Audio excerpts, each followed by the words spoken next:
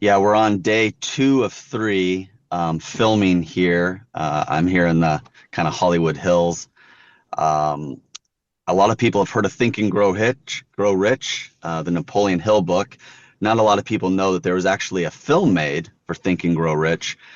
We are currently, and this is top secret, this is the first time I've ever said it to more than one person, but we're here filming, rebooting, and relaunching the Think and Grow Rich film. So we've got Grant Cardone, Barbara Cochran, a bunch of really amazing people, but we're here on a closed set, so I'm just sitting outside in my car, so not to interrupt anything, but really thrilled to be producing and launching and starring in the new Think and Grow Rich film, which you're going to be hearing a lot about in the coming months as we premiere it and get it back out there in the marketplace. But I say all this to say these are the types of opportunities that we in our agency bring people. Opportunities to not just be on stage or be on TV, but to be in documentaries, to be in films, to be in keynote tours, guest lecturing at universities, opportunities to win awards. And we'll kind of use that as a way to transition into getting everyone just to think just a little bit differently. I want you to think in the term of feature. Okay, feature. When you're on stage, you're being featured. When you're in a magazine, you're being featured. We got Linda Fisk here, who will be on the cover of an upcoming big city magazine.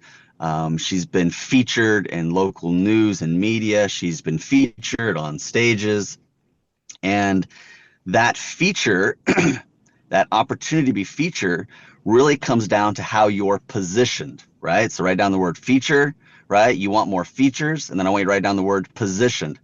How does it position you, right? When you're on stage with Lisa Nichols, when you're on stage with Linda Fisk, when you're on stage with Grant Cardone, right? How does it position you when you're on a panel, right? And you're sitting next to other wildly successful people who are award winning and media celebrate, right? How does it position you when you are in a documentary as not just maybe the person being interviewed, but maybe as the person doing the interviewing, right? Sometimes the best way to position you is as the host, right? And that's why you'll see Linda not only being interviewed, but also doing the interviewing, right? That positions her really well. Her authority, her excellence, her personal brand. There's another word I want you to write down, optics. OPTICS. Optics. What are the optics of a situation? How do you look when you're positioned a certain way? How do you look and feel when you're featured a certain way? And I know this might be a little bit foreign to some of you, and that's why I'm kind of breaking it down a little bit more, okay? So I'm going to give you another word here. Write this down, source, source.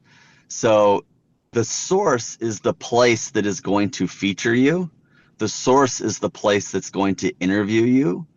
The source is the place that has the platform. So Fox News, ABC, NBC, Bloomberg TV, right? That could be the source. That could be the media platform, right? The source could also be the host of the show. If you're lucky enough to be interviewed on, like, say, Linda Fisk's podcast or her TV show, I should say, right? That's the source.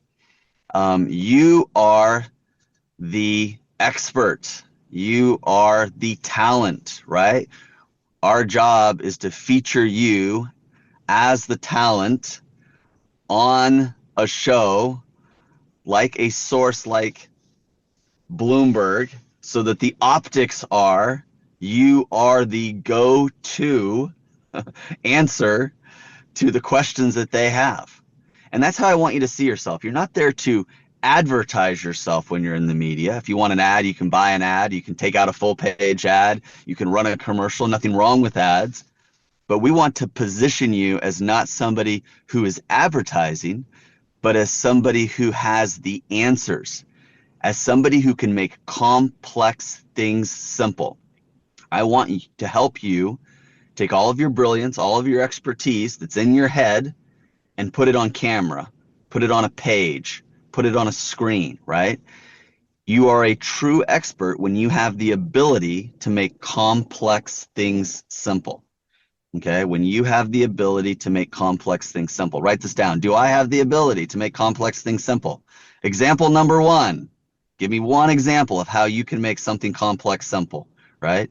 Media can be kind of difficult. My role today right now is to make something that is somewhat complex more simple by breaking it down, by explaining it, by giving you, analogies and metaphors and examples, right? By defining certain words and certain terms. When you can do that, that's when the news media is going to want you the most, right? The news media doesn't want you to come on there and take a complicated subject and make it more complicated. Sometimes we like our industry jargon, and we like to show off everything that we know and we're all about. That's not really what they're looking for, right? They're not looking for a commercial. They're not looking for an ad. They're not looking for you to be salesy.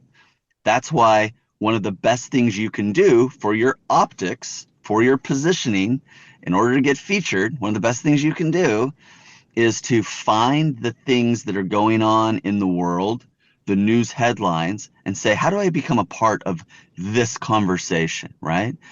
There's something out there that's, mystifying people. I have an answer. I have insight. How do I become that go-to expert that can help demystify that topic or that subject? And I love giving people examples. If we get time, Linda, and we probably won't today, but we can do these types of workshops where, throw one at me. I'll have people go, well, I'm not really good. There isn't a way for me to be in the news and media. The news and media never covers really my topic. Trust me, they do. It's all about the angles. Write this down, angles. Media, features, being features is all about understanding the angles, right? What is the angle? What is the connection, between me and my topics and the media and what they want to get out in the world? So let's get a little outside the box. I think when people think of publicity or public relations, they think of things like, being on some kind of TV interview. Nowadays, they might think about being interviewed on some kind of podcast. But really, publicity is any type of feature that positions you really well, right? So winning an award, Linda was mentioning, I won the prize. I was a recipient, I should say, of the Lifetime Achievement Award from the White House, right? How does that position me to win that award? Last June, I was knighted in the longest, oldest royal order going back to Constantine and his mother, Saint Helena. And so how does that position me to be Sir David T. Fagan? Excuse me. In some places, it means absolutely nothing. As a matter of fact, I kind of even rolled my eyes a little bit, like, all right, someone wants to knight me, or I've seen these people get knighted. I mean, let's be honest. Some of us kind of roll our eyes a little like, what is this? What's happening now? But I'll tell you what, in certain countries, that's opened major doors for me. Certain organizations, to be knighted, opens major doors, right? The right feature, the right optics, the right positioning will open doors for you. Let's admit it. Most of us are not real excited with the White House most of the time, right? So winning the Lifetime Achievement Award from the White House, what does that really mean? What's that really going to do for me? Well, there are certain people and there are certain times that can be really useful. So ask yourself, are the awards I'm winning opening doors for me? Are the books I'm writing opening doors for me? Are the speaking opportunities that I am fulfilling opening doors for me? Creating doors that I didn't even know were there. Quite honestly, a lot of time the opportunities that have been created for me through my features, okay, I didn't even know existed, right? So sometimes people will be like, what's this going to do for me? I don't know. And isn't that exciting? And I mean that, like, it really is like, I don't know. I mean, so many things are possible. Like, we don't even know the questions to ask sometimes, right? You might be sitting there going, man, I want to know more about this, but I don't even know enough to know what I should be asking. One of my favorite questions when I'm talking to people and interviewing them and going through discovery sessions is, what questions should I have asked that I didn't ask, right? What opportunities should I be looking for that I don't currently even know about? And I hope the wheels are turning for you right now, because I guarantee you're scrolling through LinkedIn and you're seeing somebody accomplishing something and you're going, how do they do that, right? You're scrolling through Facebook, you're scrolling through Instagram, and you're going, wait, how did they do that? How did they do that?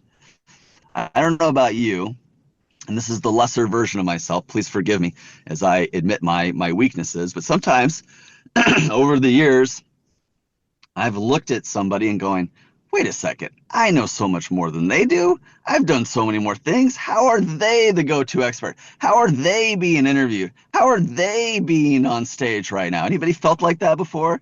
Right? Anybody want to admit that? I won't tell you to type me in the chat. You may not want to admit that, but I'm just being human here with you. Like I do. I sit there and go, what is it they know that I don't know? And here's the truth. They aren't necessarily more of an expert. They just know how to get featured as an expert. They don't necessarily have more training. They just know how to get featured as the person that has the training. They don't necessarily have more resources or more success.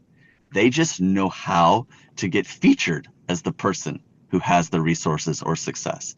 Let me ask you this. Who makes more money? And this is the game. Who makes more money? The real estate agent that has the biggest, best office, right? With the most time on the job, or the best marketed real estate agent? It's the best marketed, right? What chiropractor makes the most money? The one that has the fanciest education, the most certifications, right? Who's seen the most patients, or the best marketed chiropractor? It's the best marketed. It's always the best marketed. It's always the one that's featured the most, seen the most, positioned the best. It's always the one that is in and on the top of everyone's mind, right? Richard Kay, who brings me and Linda together quite often. I owe a lot to Dr. Richard Kay. He always tells me, David, we got to stay top of mind. David, we got to stay top of mind. It's so true. It's absolutely true, right? We are not here to sell people when we're ready to sell people. We're here to be available when people are ready to buy. When people are ready to buy, do they think of you? When people are ready for your industry, do they think of you? When people need what you offer, do they think of you? I could go and have somebody featured 10 times in a week. You would never want to do that. You want to be featured once a week, several times a month, and you want it to go on for weeks, and you want it to go on for months. Here's what happens. Somebody sees you and goes, wow, there's Sally. Look at Sally. That's interesting. She's on the cover of that magazine. Week later. Wow, there's Sally again. She's on the morning show. She's on Sonoran Living on ABC 15, Phoenix, Arizona. Wow, that's amazing. A couple of weeks later, wow, look at Sally. She's on stage. Look at her. She's there with Jeff Hazlett, Linda Fisk, and Lisa Nichols. And wow, there's Sally again. And then next week, oh, wow, Sally has just written up in an article on this. Wow, she just wrote a column over here. That's interesting. And there she is again. And there she is again. Oh, my goodness. Now she's in Kenya with David Fagan. She's at Kenyatta. There's 4,000 kids. Look, they're doing the wave. And there she is again. After a while, it's like, dang, what is Sally doing? How does she keep doing this, right? It's the consistency. Write this down. Have I done the right things once or twice? Or have I truly been consistent for months and years? Have I done the right things once or twice? Or have I truly been consistent for months or years, right? You've got to be consistent. We'll do one of these 80-20 rules. It takes 80% of the fuel in the space shuttle to leave the Earth's atmosphere. But once you do that, you can go all the way to the moon and back home again on that last 20%. Okay? That's the way your personal brand is. That's the way your features and your optics need to be. That's the way your publicity needs to be. It's a lot in the beginning, but if you do it consistently, pretty soon you're just floating through space. Things just come so much easier, right? And I call those things force multipliers. Okay? Being on TV is a force multiplier. You know, having a really big, well-known client, you know, Lisa Nichols, you know, if she's a client, I'm doing press of her in a Broadway show, and I can leverage that, right? What's the optics of her being my client? That's a force multiplier. Everything just got easier because I can say she's a client. You know, we have a preferred program, a preferred relationship with Linda Fisk that I can go out and brag about, right? I'm being featured right now, right? That's a force multiplier. Everything gets easier now because I can leverage that. Think about that. What are your force multipliers? What are your features? What are you doing that once it's done, everything gets easier? And can you do it consistently over and over again? So getting out of the hypotheticals and getting out of a little bit of the education and moving into some real specifics, we have relationships with big city newspapers and magazines that are constantly asking us, hey, Father's Day is coming up. Do you have somebody that can talk about this? And hey, it's back to school. Do you have someone that can write an article for parents? Da da da. Hey, there's a tax thing and it's good for entrepreneurs. Do you have an expert that could, give us insight to da da da da? They're always hitting me up. Hey, Taylor Swift and Travis Kelce are getting married right now. Do you have any relationship experts that what advice they would give to them or something like that? You'd be surprised the crazy and weird and off the wall stuff that we get all the time. And I would say probably 80% of the requests we get, we don't even have time to answer. We don't have an expert on board and they just float on by. Maybe somebody else does them, maybe they don't, which is why we came to Linda and said, hey, Linda, yeah, we want to meet a lot of really cool people, but help us. We have all these media relationships and they come to us counting on us to provide them with experts. We need more experts, right? Help us, help you, help us, help you, right? So this does require you to do a little writing. This does require you to answer a lot of questions. I'm not going to call anybody out, but we work with several different organizations and we have a lot of people approach us and say, hey, I want this free feature that I can get. Okay, here's what you need to do next. I would say more than half the people who we tell, here's what you do next, never follow up. They never respond. They never answer the questions. They never write anything. We're trying to make it so easy, but you got to follow through. You got to follow through and we can help you and we can give you more training. And one of these days I'd like to do a workshop where we just sit here and talk about different types of articles and how to write different types of articles, right? There's op-ed pieces. Okay, it's like an opinion piece. There's listicles. There's photo essays. Guys, I can make an article out of someone's pictures, a photo essay. There's so many different ways to get press, so many different ways to get media, so many different ways to get featured. We can do them all. So Linda, I know I went on for a little while here. I'm on set. People are lining up outside my car here waiting for me. I'm going to have to take off probably a little bit earlier than I thought. I apologize. But anything I can leave with you before I leave you. Yeah, and first, thanks so much for taking time out of your live set to provide this platform.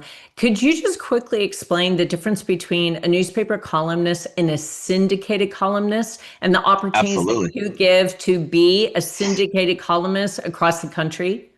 Yes, absolutely. So let me give you some names of some publications: Atlanta Post, San Francisco Daily Press, Los Angeles Tribune, New York City Independent, DC Chronicle, Miami Chronicle, Seattle Independent, London Digest, Dallas Gazette. Anyways, you get the idea. These people need articles.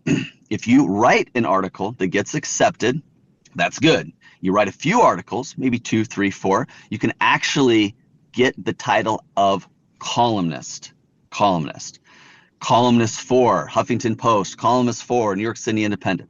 Now, if you get articles in multiple publications, multiple articles and multiple publications, meaning you earn the columnist title with multiple publications, you become what's called a syndicated columnist, right? So a lot of these papers, like the Independent or the Chronicle, the Tribune, they have a family of publications. So like the New York City Independent, you might run something there. Well, guess what? Seattle Independent wants press. So what do? They pick up that article and they rerun that article. So what you want to do is start with an article or two and start with getting published in one publication and then do another article. So you could probably get 2, maybe 3 articles with one publication in a month. That would make you a columnist. I'm just saying that to you so you know how fast this could happen. It could happen really quickly. In a couple months, maybe 2 to 3 months, you could be considered a syndicated columnist. Now, I love being a podcast host, a show host. All these things are good. There's a lot of people that are doing that. I always love to separate myself from everyone else. I want to be in an area that very few people are. Right now, one of the reasons why we're talking about being a columnist is because You walk into a room. How many people here are published author? Everyone raises their hand. Everybody best-selling published author. Yeah, everyone raises their hand. How many people here have a podcast? Lots of people raising their hand. How many people here are columnists? Nobody. One. Maybe 1 out of 100, maybe 1 out of 1,000, right? So if you want to be seen differently, optics, positioning, right? Become a columnist. And what's great is if you're already a podcaster, guess what? Those episodes can be transcribed and turned into articles. I want you to think content creation. Don't think writing books. Don't think doing podcasts. Don't think writing articles. Content creation. Really quick. Take a belief you have. Step one. What's a belief you have? School isn't for everyone. College isn't for everyone. Great. Now, step two. What's the most controversial way to say that? Well, the most controversial way I said it was, I refuse to pay for my kids' college education. I haven't saved one penny for my kids' college education. That's also a little bit controversial. Boom. I'm on, Fox and Friends. True story. You can look me up. You can look up things. I've done lots of interviews about entrepreneur education. But I started with a belief. Then I turned it into an actual controversial, attention-getting, right, line. And now three, come up with a quote. Right? So I came up with, I refuse to pay for my kids' college education, right? I'll give you another example. I'm not a big for dreamers, right? So I'll say, I don't really like dreamers. Okay. I'll take a doer over a dreamer every day of the week. Okay. So let's turn that into a quote. So the quote is, and this is probably one of my most well-known quotes, dreaming is good, doing is better. Okay. So I took a belief, one, two, turn it into something. Dreaming is good, doing is better. I'm being controversial. I don't like dreamers. I'll take a doer over a dreamer every day of the week. Kind of attention getting, right? Now what do? I write an article about it. So I write an article about how you got to take massive amounts of action. Stop dreaming, start doing, right? Guess what? I write enough articles. I got a book. An article can be a chapter. Now, what am I really talking about here? I'm talking about content creation. I'm talking to you in sound bites and segments. A soundbite is dreaming is good, doing is better, right? A segment is me telling you why doing is better than dreaming and explaining it and making my case, right? That's an article. That's a chapter. That's content creation.